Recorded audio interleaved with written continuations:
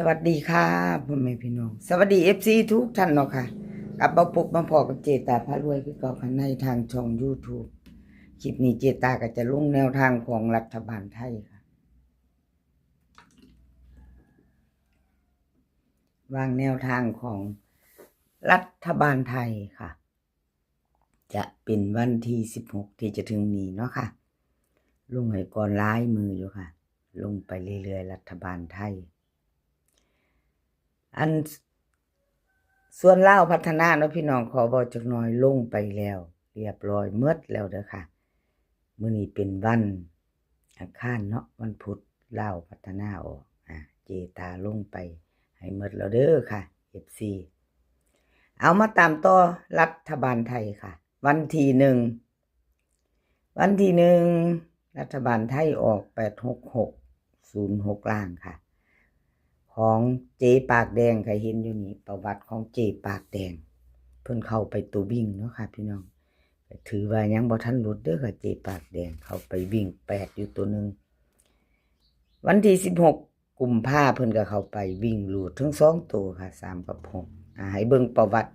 วิ่งลูดของเจปากแดงยังเดินอยู่ค่ะ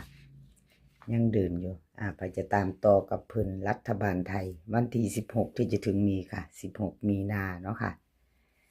มาตามต่อเจปากแดงค่ะวิ่งลูดเพิ่นให้มาวิ่งลูดเพิ่นให้มา2กับ5ค่ะ2ตัว4หาง2653แล้วก็54ค่ะ3ตัว2หาง526 254ค่ะเจปากแดงใครจะตามต่อกับเพิ่นก็แคปหน้าจอเนาะค่ะพี่น้องเลขทุกตัวเอามาวางเพื่อเป็นแนวทางโปรดใช้วิจารณญาณในการรับชมเป็นอย่างสูงค่ะเป็นเพียงแนวทางเนาะกับพี่น้องรับชมรับฟังหลุดไปก็กราบขอโทษขออภัยใครจะต่อกับเจปากแดงก็แคปหน้าจอเด้อค่ะวันที่16มีนาที่จะถึงนี้เนาะค่ะกับขอบคุญขอบคุณเจปากแดงหลายๆค่ะที่ให้แนวทางมาวางทางช่องของเจตาเนาะกับขอบพระคุณเป็นอย่างสูงค่ะแคปหน้าจอค่ะเจปากแดงรัฐบาลไทยเนาะค่ะไปต่อค่ะไปต่อจะเป็นของไผ่อเพชรค่ะอเพชรรัฐบาลไทยวันที่1ที่ผ่านมาค่ะพี่น้องอเพชรหลุดไปรัฐบาลไทยอเพชรหลุดไปรัฐบาลไทยวันที่1มีนาออก866 3ตัวบน06ล่างค่ะวิ่งรูดบ่เข้า2ตัวบ่มาจับคู่บ่มีเนาะค่ะพี่น้องของออกเพชรกราบขอโทษขออภัยแทนออกเพชรค่ะแต่วันที่16กุมภาพันธ์ของเพิ่นเข้าไปอยู่เด้อค่ะออกเพชรเดือนกุมภาพันธ์เข้าไปอยู่ค่ะวันที่16วิ่งรูด2ตัวค่ะ2ตัว36ล่างบน36บนค่ะ2ตัวเนาะไปต่อค่ะวันที่16ที่จะถึงนี้เนาะวันที่16มีนาแคปหน้าจอพจะต่อกับอเพชรค่ะกราบขอบคุณขอบคุณอเพชรหลายๆค่ะที่ให้แนวทางมาวางทางช่องของเจตาเนาะค่ะกราบขอบพระคุณเป็นอย่างสูงคลิปนี้จะมีซีเส้นดังเด้อค่ะพี่น้องจะมีเจ๊ปากแดงค่ะแล้วก็อเพชรล็อกหนองบัวค่ะแล้วก็เลขกลับน้ำโสมค่ะสีเสียนดังมีเสียนใดอยู่ในใจค่ะพี่น้องมาพิจารณานำกันเข้ามารับชมรับฟังแล้วก็พิจารณาแคปหน้าจอไว้เนาะมีเวลาหลายมือค่ะเจตาลงให้ก่อนหลายมืออยู่ไปเบิ่งหยิบจับลอตเตอรี่ไว้เนาะค่ะหยิบจับลอตเตอรี่ไว้ไปต่อค่ะไปต่อเป็นของใครแคปหน้าจอไว้เด้อค่ะพี่น้องแคปหน้าจอของอเพชรเนาะค่ะเตรียมแคปหน้าจอไว้วิ่งรูดอเพชรเด้อค่ะรัฐบาลไทยเพิ่นให้มา9กับ4 9กับ4 2ตัว4หางค่ะ9หา9 9 4 9หา4 1 4 2 2ตัว94 3ตัว941 9413ตัวค่ะ495วิ่งรูดเพิ่นเด่นทอกันเด้อค่ะ9กับ4วงกลมให้ทั้ง2ตัวเนาะค่ะ2ตัวเพิ่นเน้น94กับ41ค่ะ3ตัวเน้นหางเดียว941ไปจะต่อกับเพชรค่ะแคปหน้าจอค่ะแคปหน้าจอไปพิจารณาหยิบจับลอตเตอรี่ไว้เนาะไปต่อค่ะเป็นของใครเลขล็อกน้องบัวนี่หลุดไปเนาะค่ะพี่น้องกราบขอโทษขออภัย FC แทนเพิ่นค่ะเลขล็อกน้องบัวหลุดไปวันที่1มีนาเนาะค่ะรัฐบาลไทยออก8663ตัวบน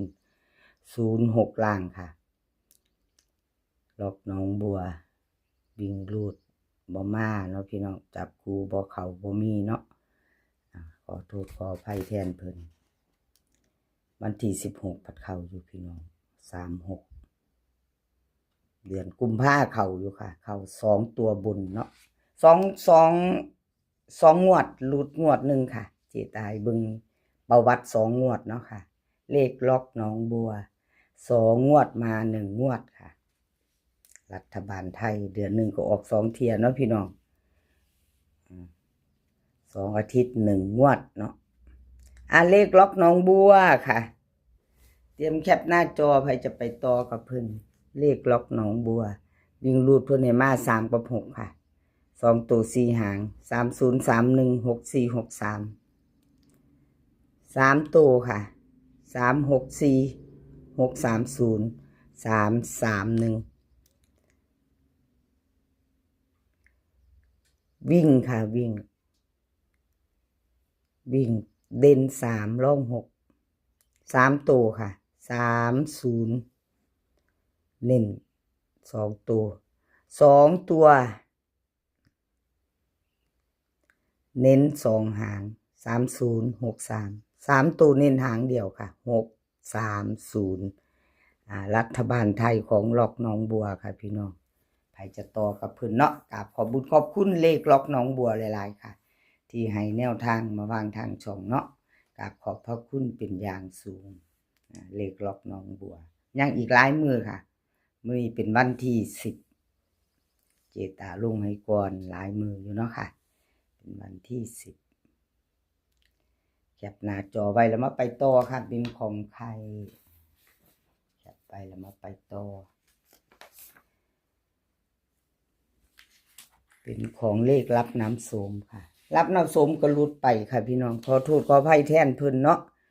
ขอโทษขออภัย FC ทุกคนเนาะค่ะทุกท่านที่เขามารับชมรับฟัง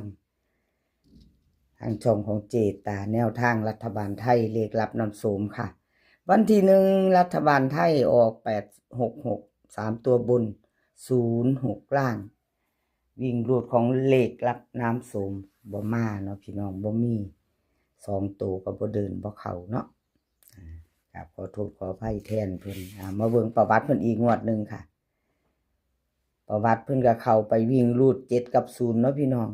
7กับ0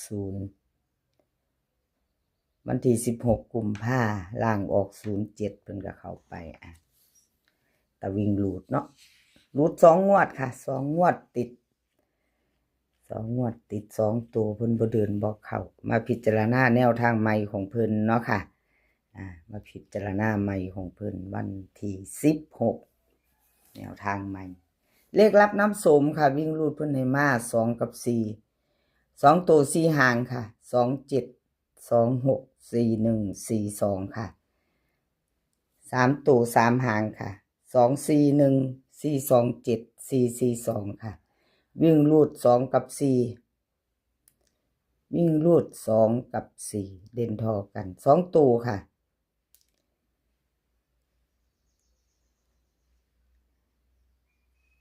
2ตัว4หาง27 26 41 42ค่ะ3ตัว3หาง